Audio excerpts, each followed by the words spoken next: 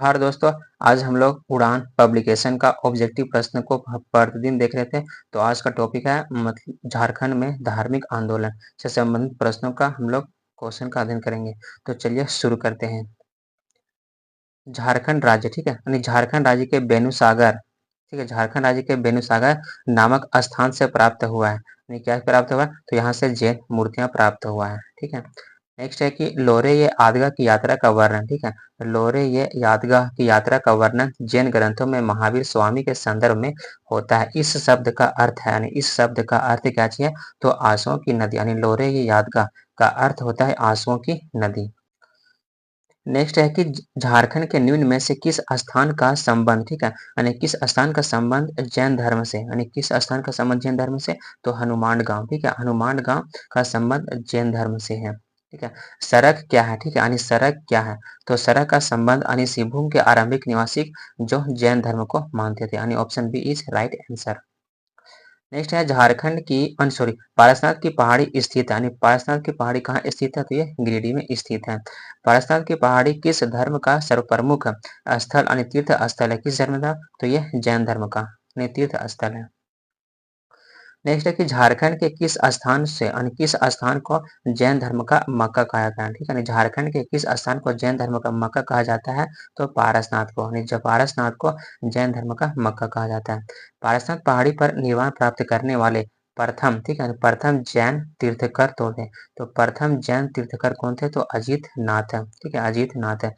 जैन धर्म के 24वें तीर्थकरों में से यानी 24 तीर्थकरों में से कितने तीर्थकर पारसनाथ की पहाड़ी पर निर्वाण प्राप्त किए थे? यानी 24 में से कितना? तो 20 तीर्थकर, ठीक है, निर्वाण प्राप्त किए थे पारसनाथ की पहाड़ी में। पारसनाथ की पहाड़ी पर निर्वाण प्राप्त करने वाले अंतिम तीर्थकर, ठीक है, अंतिम तीर्थकर का नाम क्या चाहिए? ठीक है, तो अंतिम तीर्थकर का नाम पार्श्वनाथ है, ठीक है, पार्श्वनाथ है। जैन धर्म के 23वें तीर्थकर पार्श्वनाथ का निर्वाण झारखंड के पारसनाथ पहाड़ी पर हुआ था। इनका निर्वाण मतलब जो होता है निर्वाण कब हुआ था? कब? तो 717 ईसा पूर्व में हुआ था। चतरा जिला के कोलवा पहाड़, ठीक है, कोलवा पहाड़ का संबंध निम्न में से के संबंध इसमें कौन सा कथन सत्य है? ठीक है, तो इसमें कौन सा कथन सत्य है? तो इनमें से सभी कथन सत्य है। क्या है? तो इस पहाड़ी पर जैन और बौद्ध धर्म की अनेक मूर्तियों के अवशेष अभी भी विद्यमान है, ये सही है। यहाँ पर 9 सर्प क्षेत्रयुक्त जैन तीर्थंकरों की प्रतिमा स्थित है, ये भी सही है। और इस पहाड़ के पत्थर पर एक पद चिन्ह है जिन्हें जैन धर्म के अनुयायी पार्श्वनाथ का पद चिन्ह मानते हैं, ठीक है, option D is right answer. सभी कथन सत्य है। पलामू जिले के किस स्थान से यानी किस स्थान से जैन धर्म के कुछ पूजा स्थल प्राप्त हुए थे? किस स्थान से? तो हनुमान गांव, ठीक है, हनुमान गांव से जैन धर्म के कुछ पूजा स्थल प्राप्त हुए हैं। जैन धर्म के संबंध में निम्न में से कौन सा कथन असत्य है? ठीक है, जैन धर्म के संबंध में निम्न में से कौन सा कथन असत्य है? जैन धर्म के सभी तीर्थंकरों को पार्श्वनाथ यानी पार्श्वनाथ की पहाड़ी पर निर्वाण प्राप्त हुए थे? नहीं, ये गलत है, क्योंकि कितना? तो 24 में से मात्र 20 तीर्थंकरों को निर्वाण प्राप्त हुआ थी। जैन धर्म के 10वें तीर्थंकर शीतलनाथ को ज्ञान की प्राप्ति यानी ज्ञान शीतलनाथ को ज्ञान की प्राप्ति होती यानी कहाँ से होती है? तो केलवा पहाड़, ठीक है, जो केलवा पहाड़ है यहाँ से इस शीतलनाथ को यानी 10वें तीर्थंकर शीतलनाथ को ज्ञान की प्राप्ति होती है। झारखंड के किस स्थल से यानी किस स्थल के संदर्भ में जैन समुदाय के स्थानीय आदिवासी समुदाय के बीच विवाद बना हुआ? तो कौन सा स्थल? तो ये पार्श्वनाथ, ठीक है, पार्श्वनाथ के बीच विवाद का स्थल बना हुआ है। अब अगला टॉपिक है बौद्ध धर्म, ठीक है, तो बौद्ध धर्म से संबंधित प्रश्नों का हम लोग देखते हैं, अध्ययन करते हैं। झारखंड के दियापुर दालमी, ठीक है, यानी दियापुर दालमी नामक स्थान से बौद्ध स्मारक प्राप्त हुए हैं। यह स्थान किस जिले में स्थित है? तो किस जिले में? तो दियापुर दालमी कहाँ? तो ये धनबाद में अवस्थित है। नेक्स्ट है कि झारखंड के निम्न में से किस स्थान का संबंध यानी झारखंड में किस स्थान का संबंध बौद्ध धर्म से, ठीक है, यानी किस? तो मूर्तिया गांव यानी मूर्तिया गांव का संबंध ये बौद्ध धर्म से है। फाहियान द्वारा हजारीबाग के निम्न में से किस स्थान से प्राप्त बौद्ध विहार का उल्लेख किया गया? यानी किस स्थान? तो सीतागढ़ पहाड़, ठीक है, सीतागढ़ पहाड़ का उल्लेख मतलब किया गया है। झारखंड के किस स्थान से भगवान बुद्ध की 4 आकृतियों वाली एक स्तूप मिला है? ठीक है, यानी किस स्थान से? तो सीतागढ़ पहाड़ हजारीबाग से यानी 4 भगवान बुद्ध की 4 आकृतियों वाले एक स्तूप मिला है यहाँ से। नेक्स्ट है कि हजारीबाग के किस स्थान से बुद्ध की प्रस्तर, ठीक है, बुद्ध की प्रस्तर मूर्ति मिली है। तो बुद्ध की प्रस्तर मूर्ति कहाँ से मिली है? तो सूर्यकुंड हजारीबाग। बंगाल के पाल शासक के शासनकाल के दौरान झारखंड में बौद्ध धर्म की कौन सा संप्रदाय विकसित हो रहा था? कौन सी? तो ब्रजान शाखा, ठीक, यानी ब्रजान शाखा विकसित हो रहा था। निम्न में से किस स्थान से भगवान बुद्ध की एक खंडित प्रतिमा मिली है? तो खंडित प्रतिमा कहाँ से? तो गोलमारा प्रखंड से मिली है एक भगवान बुद्ध की खंडित प्रतिमा। सिमडेगा जिले के किस स्थान से भगवान बुद्ध की एक प्रतिमा मिली है? ठीक है, यानी सिमडेगा जिले से किस स्थान से भगवान बुद्ध के? तो कटुंगा ग्राम, ठीक है, यानी कटुंगा से भगवान बुद्ध की एक प्रतिमा मिली है। नेक्स्ट है कि जमशेदपुर को किस गांव से भगवान बुद्ध की दो प्रतिमा मिली? ठीक है, यानी जमशेदपुर के किस गांव से भगवान बुद्ध की दो प्रतिमा मिली? तो भगवान बुद्ध की दो प्रतिमा पटमदा, ठीक है, पटमदा से मिली है। खूंटी जिला के किस खूंटी जिला के किस स्थान से बौद्ध विहार के जो अवशेष प्राप्त हुए? ठीक है, तो बेलवा दाग, ठीक है, बेलवा दाग से बौद्ध विहार के अवशेष प्राप्त हुए, जो कहाँ पे? तो ये खूंटी में स्थित है। पलामू जिला के किस स्थान से एक सिंह शीर्ष प्राप्त हुआ है? यानी पलामू जिला के किस स्थान से एक सिंह शीर्ष, जो सांची स्तूप के द्वार से उत्कीर्ण सिंह शीर्ष से मेल खाता है? ठीक है, तो ये कहाँ से? तो ये मूर्तिया गांव से मिला है। झारखंड के किस स्थान से बौद्ध देवी अनितारा की मूर्ति प्राप्त हुई है? ठीक है, तो कहाँ से? तो ये ईचागढ़ से, ठीक है, ईचागढ़ से प्राप्त हुई है। झारखंड राज्य के किस जिले से दालमी और बोधपुर बौद्ध स्मारक प्राप्त हुए थे? कहाँ से? तो ये धनबाद से प्राप्त होते हैं। धनबाद में स्थित प्रसिद्ध बौद्ध स्थल, ठीक है, दालमी निम्न में से किस नदी के किनारे अवस्थित है? तो किस नदी? तो ये दामोदर नदी के किनारे स्थित है। धनबाद में स्थित बोधपुर नामक प्रसिद्ध बौद्ध स्थल निम्न में से किस नदी के तट पर अवस्थित है? तो ये किस नदी? तो ये भी दामोदर नदी के किनारे स्थित है। नेक्स्ट है कि झारखंड के धनबाद में अवस्थित बुधपुर, ठीक है, बुधपुर नामक बौद्ध स्थान निम्न में से कौन सा मंदिर निर्मित है? तो कौन सा मंदिर? तो बुद्धेश्वर मंदिर, ठीक है, कौन सा? तो बुद्धेश्वर मंदिर बना हुआ है। सरायकेला खरसावां के ईचागढ़ से प्राप्त बौद्ध देवी, ठीक है, बौद्ध देवी अनितारा की मूर्ति निम्न में से किस संग्रहालय में रखा गया? ठीक है, तो किस संग्रहालय में रखा गया? तो ये रांची संग्रहालय में, ठीक है, कहाँ? तो ये रांची संग्रहालय में रखा गया है। एंड लास्ट क्वेश्चन है कि निम्न में से किस शासक के प्रवेश के उपरांत झारखंड में बौद्ध धर्म का ह्रास प्रारंभ हो गया था? तो किस? तो कुमार गुप्त के प्रवेश के बाद झारखंड में बौद्ध धर्म का ह्रास प्रारंभ हो गया था। अगला टॉपिक है प्राचीन काल में झारखंड, ठीक है, प्राचीन काल में झारखंड से संबंधित प्रश्नों का हम लोग अध्ययन करते हैं। तो चलिए शुरू करते हैं। निम्न में से कथनों पर इसमें विचार करना है, इसमें कौन सा कथन सत्य है? ठीक है, तो मौर्य काल में मगध, ठीक है, मौर्य काल में मगध जो था वह दक्षिण की ओर जाने वाला व्यापारिक मार्ग झारखंड से होकर गुजरता था, ठीक है, ये सही है। एंड नेक्स्ट है कि मौर्य काल में झारखंड का अपना राजनीतिक, आर्थिक और सामाजिक महत्व था, ये भी सही है। और कौटिल्य के अनुसार तत्कालिक कुकुट देश झारखंड में अब गणतंत्रात्मक शासन व्यवस्था प्रचलित थी, ठीक है, यानी ये भी सही है। तो इसमें से छांटना है कि कौन सा कथन सत्य है। तो इनमें से तीनों, ठीक है, तीनों ऑप्शन सत्य है। कौटिल्य के अर्थशास्त्र में झारखंड के लिए प्रयुक्त शब्द है, ठीक है, यानी कौटिल्य के जो अर्थशास्त्र में झारखंड के लिए किस शब्द का प्रयुक्त किया गया था? किसमें? तो उपरोक्त दोनों, यानी कुकुट देश और कुकुट दोनों का प्रयोग किया गया था झारखंड के लिए। कौटिल्य के अनुसार झारखंड में किस प्रकार की शासन प्रणाली थी? किस? अभी देखिए ऊपर क्वेश्चन में, तो यह गणतंत्रात्मक शासन प्रणाली थी। चंद्रगुप्त मौर्य के शासनकाल में सेना के प्रयोग हेतु इनमें से कौन सी चीज अन्य झारखंड से मंगाई जाती थी? ठीक है, चंद्रगुप्त मौर्य के शासनकाल में, ठीक है, इसमें सेना में प्रयोग था, कहाँ से? यह झारखंड से हाथी मंगाया जाता था। कौटिल्य के कौटिल्य ने झारखंड के इंद्रावक नदी से किस चीज से प्राप्त होने का उल्लेख मिलता है? ठीक है, यानी किस चीज का? तो इसमें हीरा का, ठीक है, इसमें हीरा का उल्लेख मिलता है, यानी इंद्रावक नदियों से हीरा मिलने का उल्लेख मिलता है। नेक्स्ट है कि झारखंड प्रदेश में, ठीक है, झारखंड प्रदेश में अशोक द्वारा बौद्ध धर्म के प्रचार हेतु, ठीक है, अशोक द्वारा बौद्ध धर्म के प्रचार हेतु किस अधिकारी को भेजा गया था? किस? तो रक्षित नामक अधिकारी को झारखंड में बौद्ध धर्म के प्रचार के लिए भेजा गया था। नेक्स्ट है कि किस सम्राट के कलिंग अभिलेख यानी किस सम्राट के कलिंग अभिलेख में झारखंड के संदर्भ में वर्णित है कि इस क्षेत्र के जनजातियों को मेरे धर्म का आचरण करना चाहिए। ठीक है, किसके? तो ये अशोक के लिए। अशोक द्वारा जनजातियों के बीच बौद्ध धर्म के प्रचार के लिए यानी किसे भेजा गया था? ठीक है, बौद्ध धर्म के प्रचार के लिए किसे, उसको क्या कहते हैं? ठीक है, जिसको भेजे गए तो उसको क्या बोलते हैं? तो उसको हम लोग आठवीं के नाम से, आठवीं जानते हैं, आठवीं के नाम से जानते हैं उसको। ठीक है, और आठवीं नामक पदाधिकारी को यहाँ पे नियुक्त किया गया था।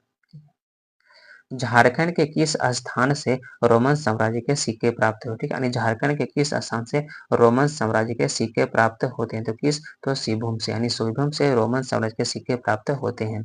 निम्न में से झारखंड के किस स्थान से इंडो सीथियन सिक्के कहाँ से? तो यह चाईबासा से प्राप्त होते हैं, यानी इंडो सीथियन सिक्के चाईबासा से प्राप्त होते हैं।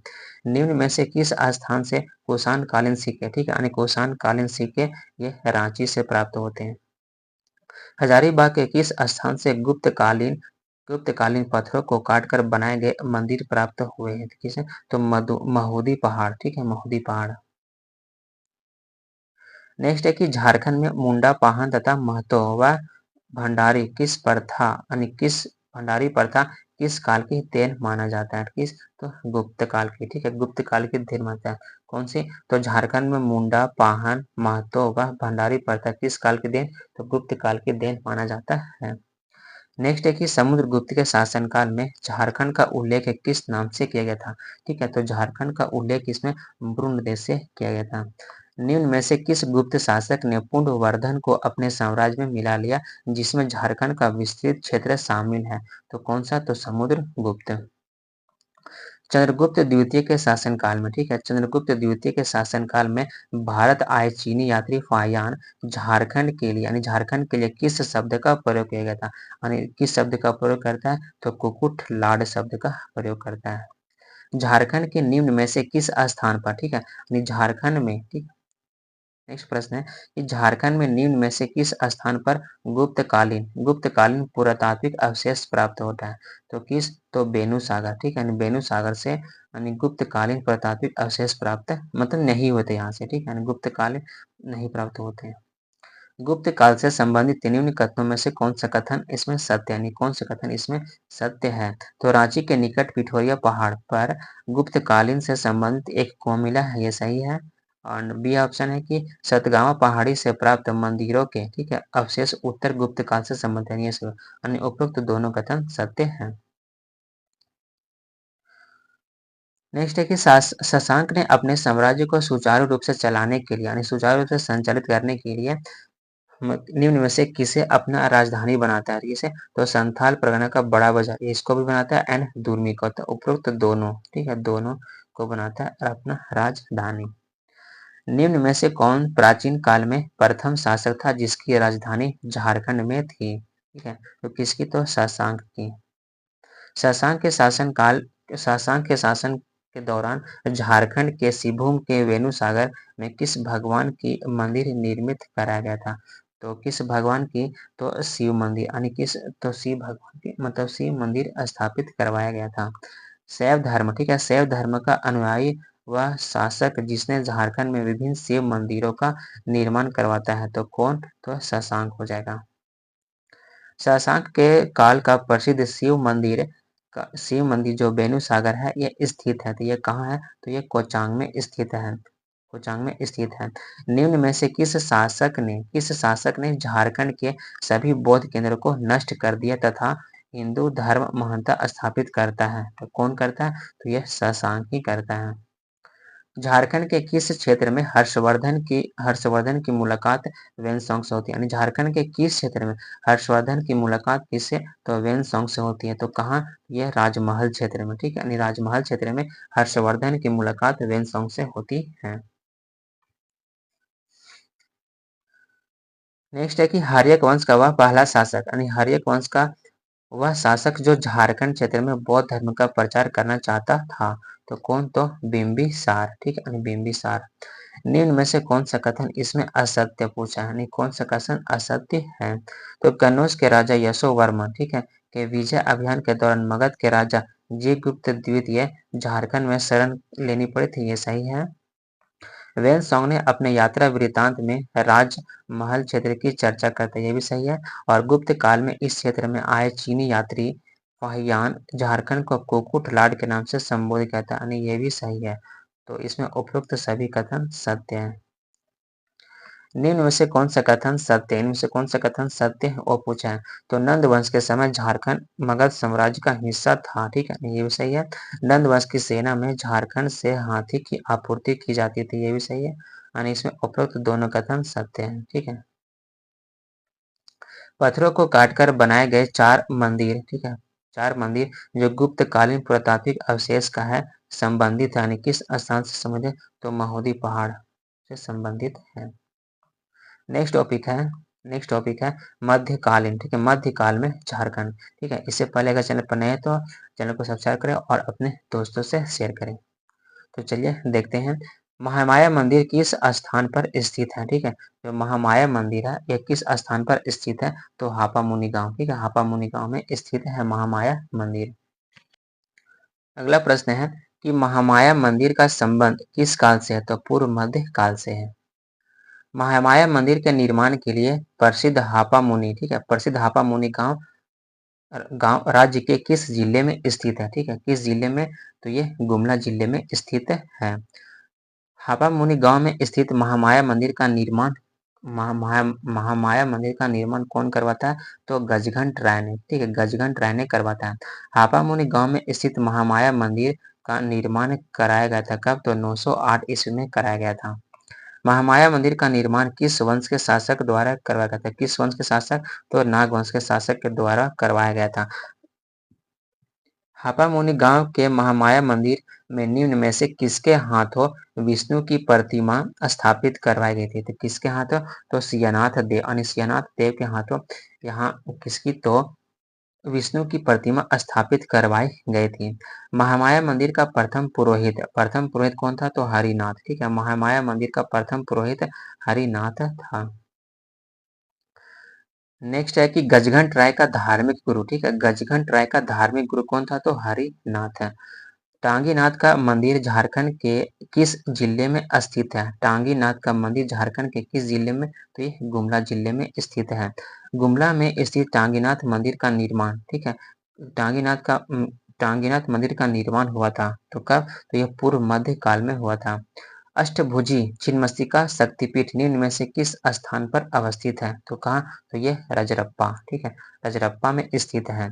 तो आप लोग बताएं कि रजरप्पा जो स्थित है ये कौन सी नदी किनारे? तो ये दामोदर और भेरी नदी के संगम पर स्थित है, ठीक है। झारखंड राज्य जो रजरप्पा है वह किस जिले? तो यह रामगढ़ में, ठीक है, कहाँ? तो यह रामगढ़ में जिले में है। रजरप्पा में स्थित छिन्नमस्तिका शक्तिपीठ का संबंध निम्न में से किस काल से है? ठीक है, तो ये किस काल से संबंध है? तो इसका भी संबंध पूर्व मध्यकाल से ही रहा है। झारखंड के किस स्थान से पाल शासक महेंद्र पाल के शिलालेख, ठीक है, किस स्थान से पाल शासक महेंद्र पाल के शिलालेख प्राप्त हुए थे? तो कहाँ से? तो इटखोरी से प्राप्त होते हैं, ठीक है। और जो वहाँ का जो मंदिर है इटखोरी जो मंदिर है वह यह महेंद्र पाल के द्वारा बनाया गया था। माँ भद्रकाली की मूर्ति का निर्माण झारखंड के निम्न में से किस स्थान पर किया गया था? कहाँ? तो ये इटखोरी में, ठीक है, किस स्थान पर किया गया था? तो ये इटखोरी में किया गया था।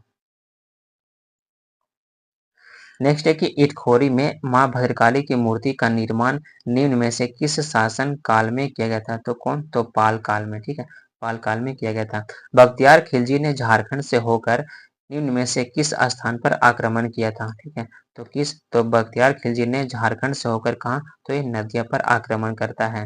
बख्तियार खिलजी ने किस शताब्दी में झारखंड से होकर नदिया पर आक्रमण करता है? तो 13वीं शताब्दी में। बख्तियार खिलजी के नदिया पर आक्रमण के समय बंगाल में सेन वंश का शासक यानी कौन सा शासक शासन में था? तो इस समय कौन सा? तो लक्ष्मण सेन था। गुलाम वंश के संदर्भ में, ठीक है, गुलाम वंश के संदर्भ में निम्न में से कौन सा कथन सत्य है? गुलाम वंश के समय झारखंड की सीमा में मुस्लिम नेताओं की छावनियां स्थापित की गई थी, ठीक है, यह सही है। दूसरा है कि इल्तुतमिश तथा बलबन के शासन काल में इनके प्रभाव से झारखंड मुक्त रहा था, ये भी सही है।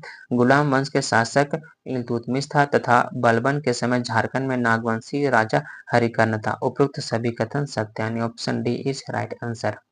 इल्तुतमिश तथा बलबन के समय झारखंड इनके प्रभाव से मुक्त था, क्योंकि यहाँ नागवंश के एक शक्तिशाली राजा शासन में था। वह राजा कौन था? तो कौन? तो हरिकर्ण था। ठीक है, हरिकर्ण था सबसे शक्तिशाली राजा जिस समय, और इन्हीं के समय इल्तुतमिश और बलबन झारखंड में नहीं घुस पाता है। इनके प्रभाव से भी मुक्त रहा झारखंड। नेक्स्ट है, अलाउद्दीन खिलजी ने अपने सेनापति को नागवंशी राज्य पर विजय प्राप्त करने के लिए हेतु भेजा था। ठीक है, तो किसको? तो छज्जू मलिक को। तो किसको भेजता है? तो छज्जू मलिक को भेजता है। अलाउद्दीन खिलजी द्वारा कब अपने सेनापति छज्जू मलिक को झारखंड में नागवंशी राज्य पर विजय प्राप्त करने हेतु भेजता है? किसको? छज्जू मलिक को। तो कब? तो 1310 ईस्वी में भेजता है। अलाउद्दीन खिलजी का कौन सा सेनापति दक्षिण भारत पर विजय अभियान हेतु जाते समय झारखंड से गुजरा था? ठीक है, तो कौन सा सेनापति? तो मलिक काफूर। ठीक है, मलिक काफूर झारखंड मतलब विजय अभियान के दौरान, दक्षिण भारतीय विजय अभियान के दौरान झारखंड से होकर गुजरा था। निम्न में से किस नागवंशी राजा ने अलाउद्दीन खिलजी की अधीनता स्वीकार कर ली थी? तो कौन करता है? तो बेनुकर्ण। निम्नलिखित में से कौन सा कथन सत्य है? ठीक है, इनमें कौन सा कथन सत्य है? मोहम्मद बिन तुगलक छज्जुद्दीन आजमुल मुल्क को सतगावा का शासक नियुक्त किया था, ये सही है। और तुगलक काल में सिपल सलाह, ठीक है, मलिक बयान हजारीबाग के चाय चंपा किला को जीतकर फतेह खान का दौरा के हवाले कर देता, ये भी सही है। ठीक है, तो दोनों कथन सत्य है। तुगलक तुगलक शासन के दौरान नागवंशी राजा शासन में था। ठीक है, तो कौन सा? तो हरिकर्ण था। फिरोज शाह तुगलक ने बंगाल के शासक शमसुद्दीन शाह से हजारीबाग के क्षेत्र को जीतकर उसे बंगाल की राजधानी बना ली थी। किसका? तो सतगावा को। ठीक है, यानी सतगावा को। ठीक है, हजारीबाग के सतगावा क्षेत्र को जीतकर उसने बंगाल की राजधानी बना लेता है। लोधी वंश के शासनकाल के दौरान, ठीक है, लोधी वंश के शासनकाल के दौरान इनमें से किसने झारखंड पर शासन नहीं किया था? इनमें से किसने झारखंड पर शासन नहीं करता? तो कौन? तो हरिकर्ण।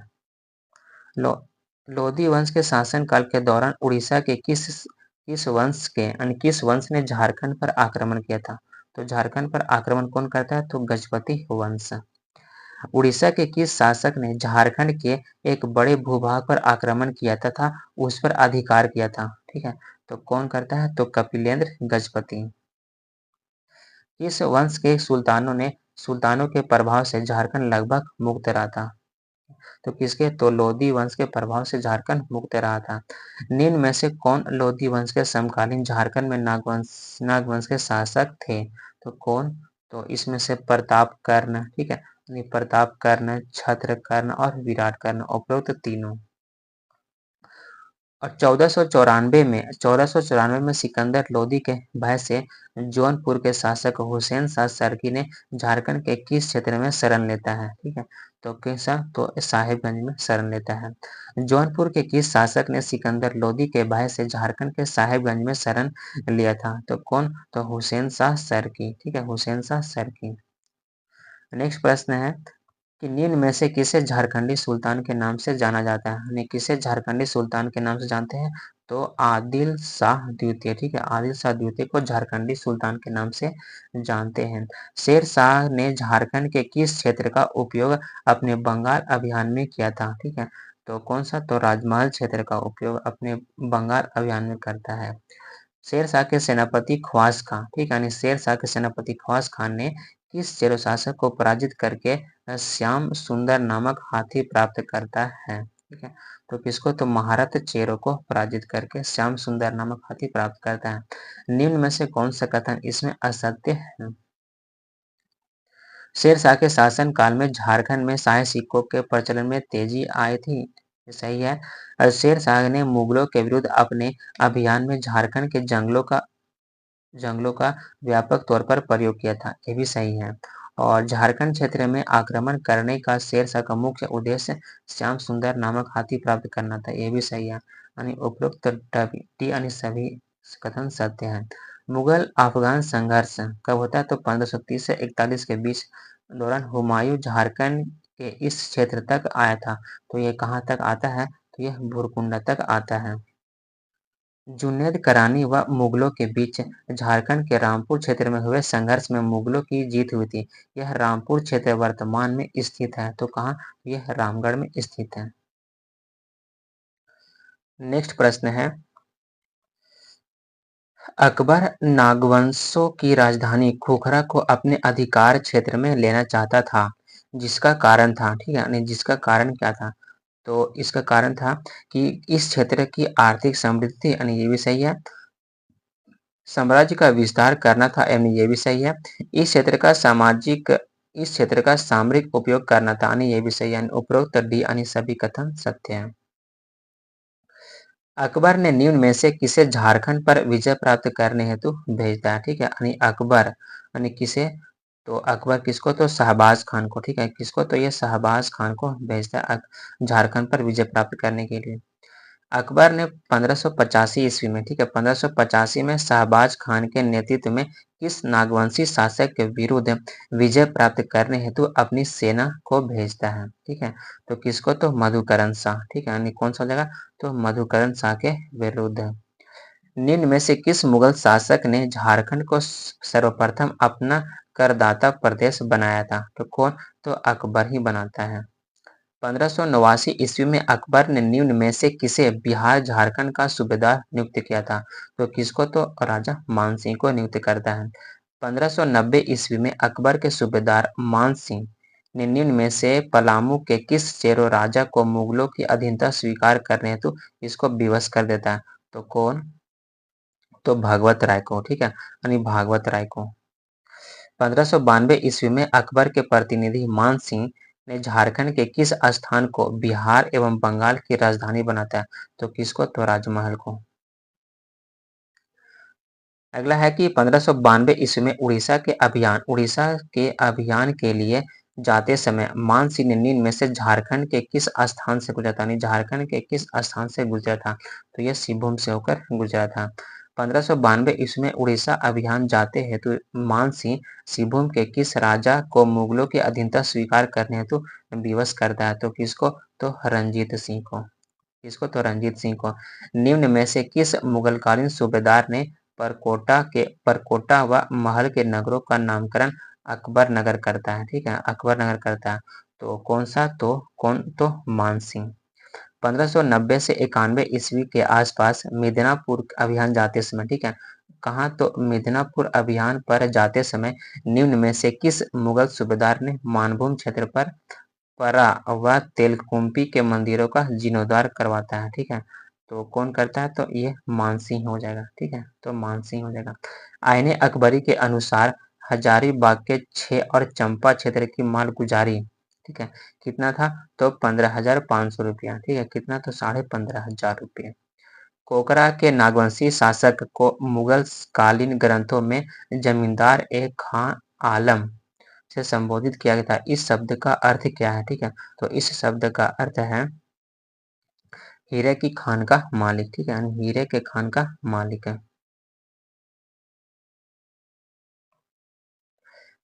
अगला है कि निम्न में से किस ग्रंथ में झारखंड के स्थानीय लोगों द्वारा शंख नदी से हीरे प्राप्त करने का तरीका का वर्णन किया गया है? तो किसमें? तो तुजुक ए जहांगीर में। ठीक है, यानी तुजुक ए जहांगीर में। प्रसिद्ध पुस्तक तुजुक-ए-जहांगीर के अनुसार मुगल शासक जहांगीर ने किस वर्ष इब्राहिम खान को खोखरा के विजय हेतु भेजा है? तो कब? तो 1615 ईस्वी में।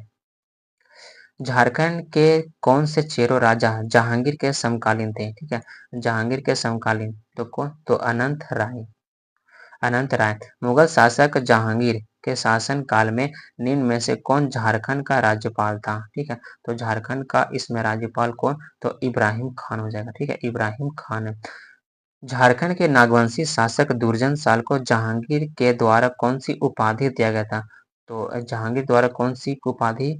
तो इसमें शाह की उपाधि दी गई थी। नागवंशी राजा दुर्जन साल को कितने वर्षों तक ग्वालियर के किले में कैद करके रखा गया था? तो कितने? तो 12 वर्ष तक।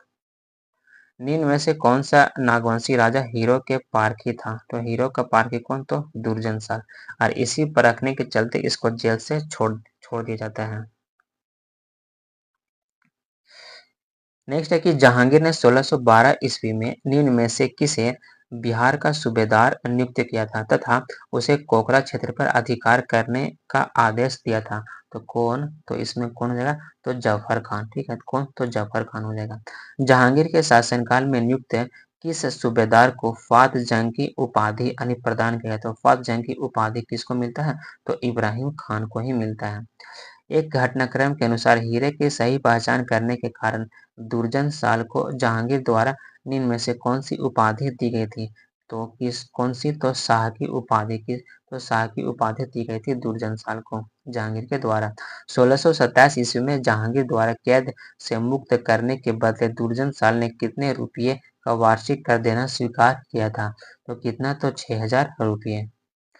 जहांगीर के शासनकाल में बिहार के सूबेदार अफजल खान द्वारा पलामू चेरो राजाओं पर आक्रमण के समय चेरोवंशी शासक थे। तो चेरोवंशी शासक कौन थे? तो अनंत राय। जहांगीर के शासनकाल में पलामू के किस चेरो शासक द्वारा मुगलों के काफिलों को लूटने के कारण उसे बंदी बनाकर दिल्ली लाने का आदेश दिया गया था? तो किसको? सहबल राय को। ठीक है, और बाद में इसको वहां से अपने मनोरंजन के लिए इसको बाघ से लड़वाता है और फिर अंत में ये मारा जाता है सबल राय को। निम्न में से किस शेरो राजा की मृत्यु मुगलों द्वारा दिल्ली में बाघ के साथ लड़वाने के कारण मृत्यु हो जाती है? तो किसको? तो सबल राय की ही मृत्यु हो जाती है। नेक्स्ट है कि खुर्रम ने किस मुगल सूबेदार को एक युद्ध में मारकर राजमहल पर अधिकार कर लेता है? तो राजमहल पर अधिकार कर लेता है तो कौन? तो इसमें हो जाएगा इब्राहिम खान। ठीक है, इब्राहिम खान क्या करता है? इब्राहिम खान खुर्रम ने किस तो मुगल सूबेदार को मारकर राजमहल पर अधिकार करता है? तो इब्राहिम खान को मारकर। जहांगीर के पुत्र जहांगीर के पुत्र खुर्रम ने किस क्षेत्र को अपनी राजधानी बनाता है? तो किस क्षेत्र को अपनी राजधानी बनाता है? तो राजमहल को बनाता है अपनी राजधानी। शाहजहां के शासनकाल के समय पलामू का शासक कौन था? तो पलामू का शासक प्रताप राय था। 1632 ईस्वी में किस मुगल सूबेदार ने पलामू की मालगुजारी को बढ़ाकर 1,36,000 रुपये कर दिया था? कौन? तो अब्दुल्ला खान। अब्दुल्ला खान। मुगल शासक शाहजहां ने पलामू के चेरो राजा को पराजित करने हेतु इनमें से किस सूबेदार को भेजता है? तो किसको भेजता है? तो शाइस्ता खान को ही भेजता है। शाइस्ता खान ने किस वर्ष पलामू पर आक्रमण किया? ठीक है, किस वर्ष करता है? जिसके बाद पलामू के शासक प्रताप राय ने उसे संधि कर लिया था। तो कब करता है? तो 1641 ईस्वी में। नेक्स्ट प्रश्न है कि 1643 ईस्वी में 1643 ईस्वी में 1643 ईस्वी में शाइस्ता खान, ठीक है, सॉरी शाहजहां के द्वारा निम्न में से किसे बिहार का सूबेदार नियुक्त करते हुए पलामू के राजा के विरुद्ध कर देने से मना करने के कारण कार्रवाई हेतु आदेश दिया गया था? तो इतिकाद खान। ठीक है, इतिकाद खान। इतिकाद खान की सिफारिश पर शाहजहां द्वारा प्रताप राय को कितना मनसब प्रदान किया गया था? तो कितना मनसब? तो 1000 मनसब। प्रताप राय ने मुगल सूबेदार इतिकाद खान से संधि करने के पश्चात कितना रुपया वार्षिक मालगुजारी देना स्वीकार किया था? तो कितना? तो 1 करोड़ रुपया। ठीक है, कितना? तो 1 करोड़ रुपया।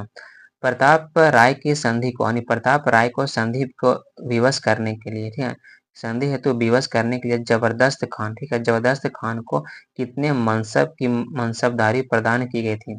तो कितने? तो 2000 की। निम्न में से किस स्थान पर मुगलों का एक टकसाल भी था? ठीक है, तो किस? तो राजमहल में। निम्न में से कौन सा नागवंशी राजा औरंगजेब के समकालीन था? तो औरंगजेब के समकालीन रघुनाथ शाह एंड राम शाह, यानी दोनों हो जाएगा। फ्रांसीसी यात्री ट्रेवनियर के अनुसार रघुनाथ शाह के राज्य पर कितनी बार मुगलों ने आक्रमण किया था? तो कितनी बार? 1 बार करता है। नेक्स्ट है कि किस मुगल शासक के शासनकाल में चेरोवंशी राजा मेदिनी राय ने राघवंशी राजा रघुनाथ शाह की राजधानी दोईसा पर आक्रमण करके पत्थर का एक विशाल फाटक प्राप्त करता है, आज जिसे नागपुर दरवाजा भी कहा जाता है। ठीक है, तो कौन सा हो जाएगा? तो इसमें हो जाएगा औरंगजेब। औरंगजेब ने इनमें से किस सूबेदार को पलामू के चेरोवंशी राजा मेदिनी राय पर आक्रमण करने हेतु भेजता है? तो कौन? तो दाऊद खान को। कुंडा का वह कौन सा शासक था जिसने औरंगजेब के सूबेदार दाऊद खान से पराजित होने के बाद इस्लाम धर्म स्वीकार कर लिया था? तो कौन? तो चुन राय। इनमें से किसने मेदिनी राय के कहने पर कुंदा के राजा चुन राय की हत्या कर देता है? तो किसी कहने पर? तो सुरवर राय। इनमें से किस नदी के तट पर मेदिनी राय तथा औरंगजेब के बीच किसके? तो मेदिनी राय तथा औरंगजेब के बीच सेना के बीच युद्ध हुआ था, जिसमें मेदिनी राय की सेना पराजित हो गई थी। तो किस नदी के किनारे होती है? तो औरंगा नदी के किनारे। मुगलों से युद्ध में पराजित होने के बाद मेदिनी राय ने निम्न में से किस स्थान में शरण ली थी, यानी किस स्थान पर शरण ली थी? तो सरगुजा में शरण लिया। ये सरगुजा मध्य प्रदेश में पड़ता है। लगभग सभी भागकर सरगुजा में ही शरण लेता है। पलामू पर अधिकार करने के बाद मुगल सूबेदार दाऊद खान ने इनमें से किसे पलामू का फौजदार नियुक्त किया था? किसको? तो मनकली खान को। दाऊद खान ने पलामू से प्राप्त सिंहद्वार इनमें से किस स्थान पर स्थापित करता है? तो किस? तो दाऊद नगर में। दाऊद खान के पलामू अभियान की सफलता से खुश होकर मुगल बादशाह औरंगजेब ने उसे कितने रुपये का उपहार का इनाम देता है? तो कितने? तो 50,000। औरंगजेब के शासनकाल में रामगढ़ का राजा कौन था? औरंगजेब के शासनकाल में रामगढ़ का राजा कौन? तो दलेल सिंह था। दलेल सिंह ने अपनी राजधानी बादाम से क्यों हस्तांतरित किया था? तो क्यों? तो बादाम मुस्लिम आक्रमणकारियों के मार्ग पर अवस्थित था, इसी चलते अपना राजधानी स्थापित करता है, चेंज कर देता है। रामगढ़ के शासक दलेल सिंह ने बादाम से हटाकर अपनी राजधानी किस स्थान पर हस्तांतरित करता है? ठीक है, तो किस स्थान पर? तो बादाम से हटाकर रामगढ़ ले जाता है। कुंदा राज्य की स्थापना औरंगजेब के किस अधिकारी ने की थी? तो राम सिंह। नेक्स्ट प्रश्न है कि रामगढ़ राज्य के उत्तर पूर्वी भाग में कौन सा स्थान अवस्थित था जो औरंगजेब के आक्रमण से बचा रहा था? तो कौन? को खड़गडिहा। तत्कालिक रामगढ़ राज्य का केंद्री वर्तमान झारखंड के किस जिले में अवस्थित है? जो केंद्री है वो किस? तो यह चतरा में स्थित है। झारखंड झारखंड में मुस्लिम प्रवेश का मार्ग प्रशस्त करने का श्रेय किसे दिया जाता है? तो किसको? तो शेरशाह को दिया जाता है। निम्न में से कौन सा क्षेत्र मुस्लिम आक्रमण से पूर्णतः बचा रहा था? तो कौन सा क्षेत्र? तो धनबाद था, जो मुस्लिम आक्रमण से पूर्णतः बचा रहा था। मुगल काल में झारखंड को, ठीक है, मुगल काल में झारखंड को किस नाम से जाना जाता था? मुगल काल में झारखंड को खोखरा के नाम से जाना जाता था। किसे चेरो राजा ने दोयसा पर आक्रमण कर उसे तहस-नहस कर देता है? तो कौन? तो मेदिनी राय। निम्न में से किस चेरो राजा ने नवरत्नगढ़ का प्रसिद्ध नागपुर दरवाजा पलामू के किले में लगवाता है? तो कौन का लगवाता है? तो मेदिनी राय। निम्न में से किस चेरो राजा को न्यासी राजा, ठीक है, न्यासी राजा की संज्ञा दी जाती है? तो न्यासी राजा की संज्ञा किसे दी जाती है? तो मेदिनी राय को। निम्न में से किस चेरो राजा के शासन काल में चेरो शासन का स्वर्णयुग कहा जाता है? तो किसको? तो मेदिनी राय को ही कहा जाता है। नेक्स्ट है कि पाल शासकों के शासन काल में झारखंड में बौद्ध धर्म की किस शाखा का विस्तार हो रहा था? तो किस शाखा का? तो ब्रजयान शाखा का विस्तार हो रहा था। और लास्ट क्वेश्चन है कि उड़ीसा के किस राजा ने 12वीं सदी में स्वयं को झारखंड का राजा घोषित कर दिया था? कौन? तो 12वीं सदी में। तो कौन करता है? तो नरसिंह देव द्वितीय करता है। आज के लिए इतना ही। जय हिंद। और अपने दोस्तों से शेयर करें और चैनल को सब्सक्राइब करें।